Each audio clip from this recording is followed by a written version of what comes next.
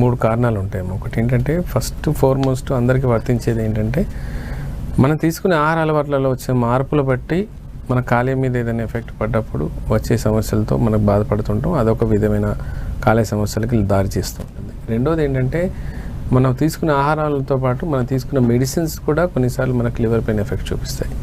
అలాగే ఆహారంతో పాటు మనకు ఉన్న అలవాట్లు కూడా మన లివర్ పైన ఎక్కువగా డ్యామేజ్ చేసే అవకాశం ఎక్కువ ఉంటుంది. ఇక రెండో విషయానికి వస్తున్నట్లయితే ఇందులో మీ తప్పేం లేకపోయినా మీ యొక్క జెనెటిక్ ఇష్యూస్ వల్ల లేదా హెరిడిటరీ ఇష్యూస్ వల్ల మనకు లివర్ పైన కొంత డ్యామేజ్ జరుగుతూ ఉంటుంది. ఆటోమేటిక్గా మెల్లిమెల్లిగా జెనెటిక్ ఇష్యూస్లో వచ్చిన చేంజెస్ వల్ల అక్కడ జరిగే మార్పుల వల్ల లివర్ కణాల్లో కానీ లివర్ పనితీరులో కూడా మార్పులు జరుగుతూ ఉంటాయి. అది రెండో విషయం.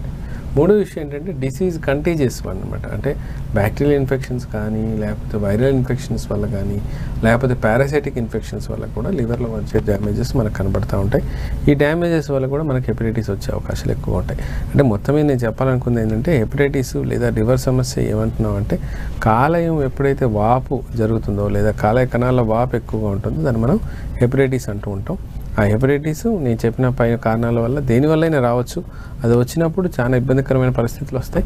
దీంట్లో ముఖ్యంగా మనం గుర్తుపెట్టుకోవాల్సింది ఏంటంటే కంటేజియస్ లేదా వైరల్ బ్యాక్టీరియల్ వల్ల వచ్చే తేడా కానీ ఎస్పెషల్లీ వైరల్ వల్ల వచ్చే హెపటైటిస్ డ్యామేజ్ ఫ్యాక్టింగ్ ఎక్కువ ఉంటుంది. అది ఎస్పెషల్లీ హెపటైటిస్ బి కానీ హెపటైటిస్ సి కానీ లేకపోతే డి కానీ ఎఫ్ కానీ ఇవి చాలా మటుకు మనిషిని డ్యామేజ్ చేయడం తన చుట్టుపక్కల ఉన్న వాళ్ళతో కూడా ఇబ్బందికరమైన పరిస్థితులు హెపటైటిస్ వల్ల వస్తూ ఉంటాయి.